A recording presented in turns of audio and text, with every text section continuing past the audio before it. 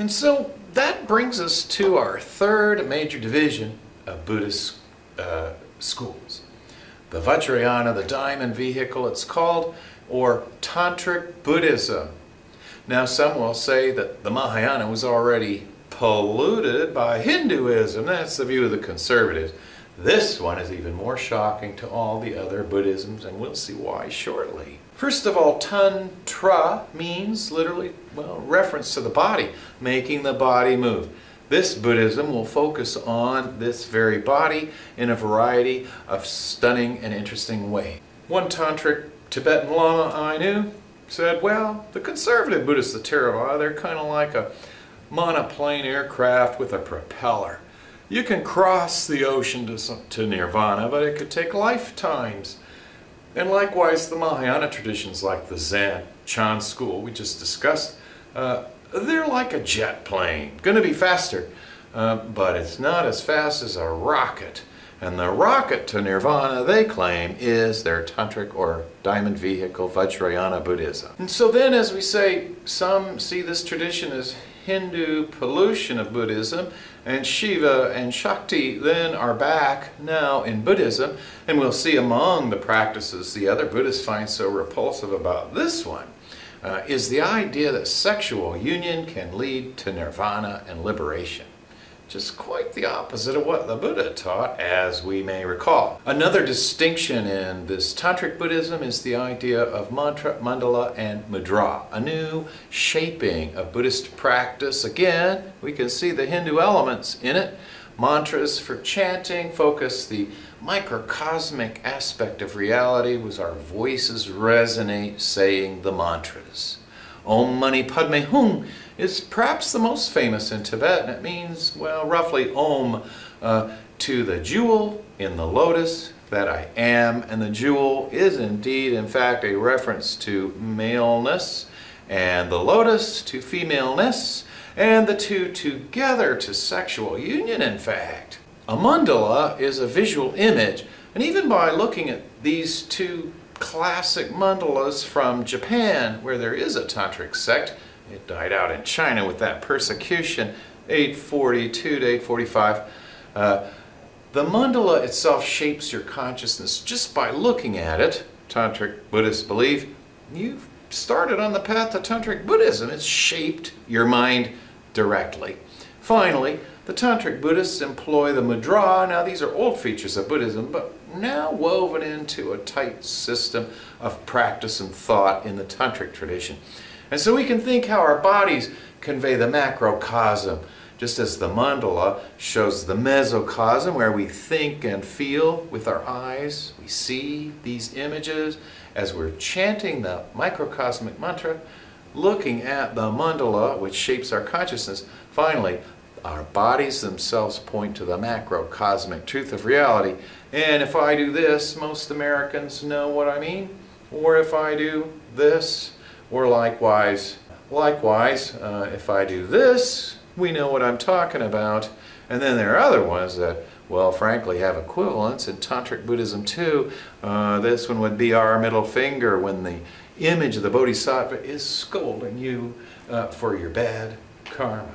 So among these Tantric superheroes of Tibet, and again, this will be the kind of Buddhism we see spreading from India to Tibet, then Mongolia, then finally, last stop, Manchuria. Among these superheroes figures, we've got Yeshe Tsogyal depicted here.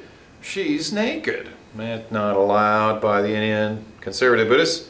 Why is she naked? Because she's given up all attachment in a way similar to the Digambara giants we studied already.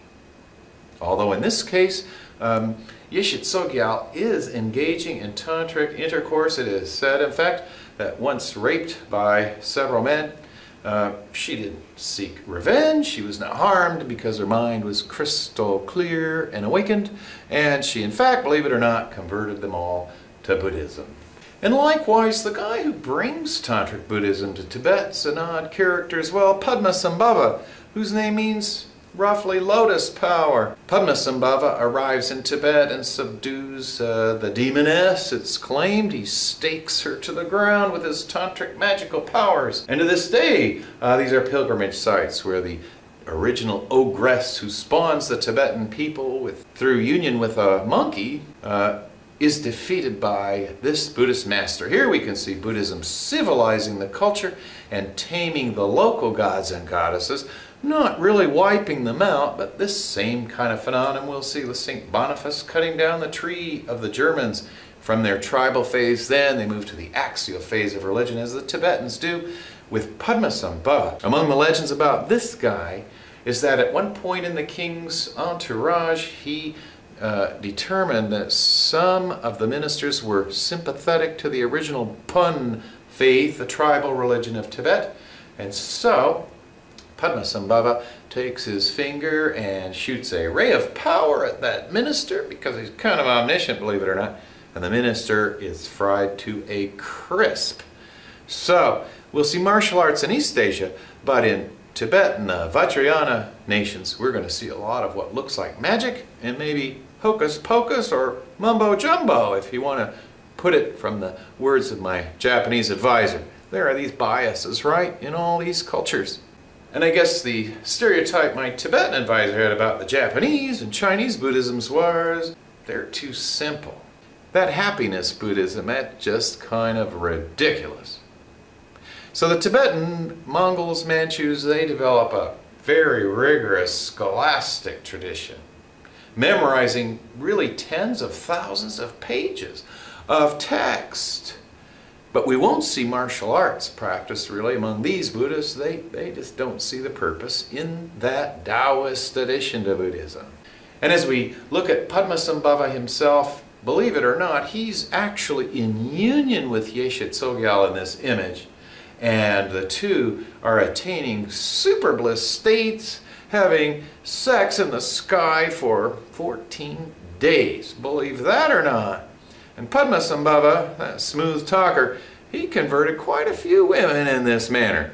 For these Tantric Buddhists, then, there are many cosmic Buddhas. We saw that with the Mahayana, but now they're elaborated into many myriad meanings, types of Buddhas, their images, their colors, their objects, and all of this does look a lot like Hinduism, and it definitely is a hybrid. We can see really the workings of Shiva in Buddhism here. One Tibetan Lama, in fact, told me instead of coffee to wake up in the morning, he meditates on the image of Diamond Foot, and that gives him energy to get going in the morning. So that's kind of what these mandalas are. The gods and goddesses aren't gods or goddesses like Jehovah or Allah. These gods and goddesses are called mind impressions. So they're not real. They're real, though, as much as our consciousness itself is real. And so how does this Tantric Buddhism then spread to the Mongols? Well, kind of simple, the Mongol Empire. The Tibetans were spared because by this time Buddhism's become a state religion in Tibet. The righteous kings have given away to really Buddhist leaders of this nation. And as the Mongols conquered Tibet, they kind of thought these people are holy, and they convert to Buddhism. And so we'll see Genghis Khan is in fact part of tribal phase of religion, Temujin as they called him, but his grandson Kublai Khan will rule all of China, and his advisor will be a Tibetan Tantric Sakya Lama, in fact. And Chan and happiness or Pure Land Buddhism kind of going to take second-class status until the Ming Dynasty emerges with our Shaolin Kung Fu generals leading the myriad millions of happiness Buddhist peasants. And not many are aware as well, the last Chinese dynasty was Manchu in nature, and the Manchu pick up the Tibetan style of Buddhism from the Mongols. So it's a domino effect across North and Central Asia. The Qing dynasty is the last one, Manchu was called. Also privileged Tibetan Buddhism, but now it is the Buddhism of the Dalai Lamas. Who are they? Dalai, in fact, is a Mongol term. A Lama means one possessing La, or spirit. And these are not just every Buddhist monk. They're not all lamas. They've got to be privileged. And so the Dalai Lamas emerge in real fact with the third one, but two others are said to have predated him, even though they didn't know they were Dalai Lamas.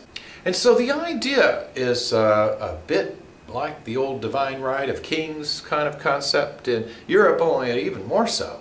The Dalai Lamas are, in theory, the bodhisattvas of infinite compassion, Avalokiteshvara. And so they are manifestations, again, Hindu avatar style, of that consciousness of that great Buddha, bodhisattva in our world. And believe it or not, there are said to be projections all around not only this planet, but many, many dimensions of this bodhisattva's compassion. And so by the 1500s, we'll see the fifth Dalai Lama makes Tibet a powerhouse and establishes the government as it exists today. Well, I like to think of him kind of like an Abraham Lincoln sort of guy. Not a founder like Washington, like the three early righteous kings who convert to Buddhism. By the way, after a great public debate between a Chan Buddhist and then an Indian Buddhist about really whether one can attain awakening gradually or instantly, as the Chan guys say, and about whether we really need to study a lot of scriptures, or, as the Indian scholar claimed, or whether, in fact, studying scriptures will take you down a wrong path. And so this is the 14th Dalai Lama we have today, and he's the 14th because it's the 14th time, they believe, that he has manifested his great consciousness as the Bodhisattva of compassion into this world to guide the Tibetan people, believe it or not. So to find a new Dalai Lama, well, the prior one, like the 13th, said, look for me in Mongolia. And so they did. But also, the state oracle of Tibet, wearing a lead hat of some hundreds of pounds, so that when he absorbs the power of 5 cosmic Buddhas, believe it or not, he doesn't explode.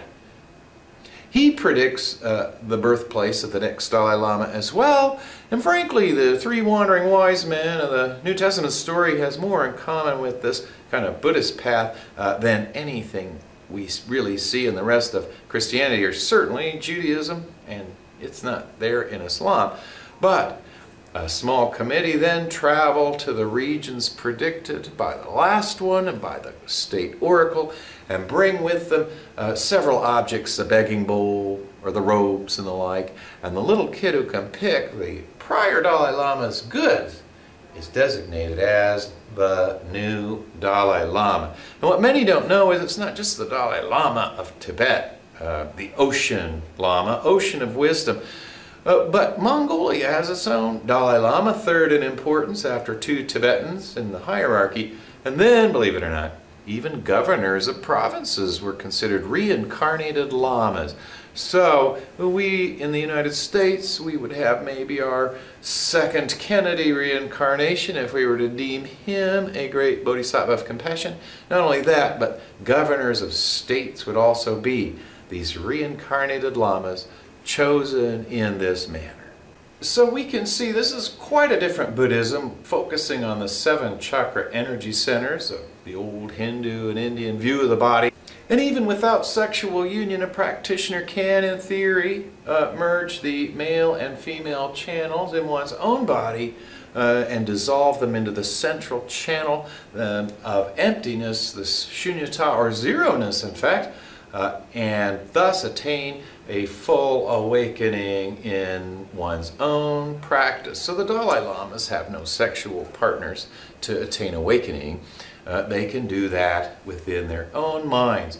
And believe it or not, the tantric guys can generate heat up to 115 degrees outside their body.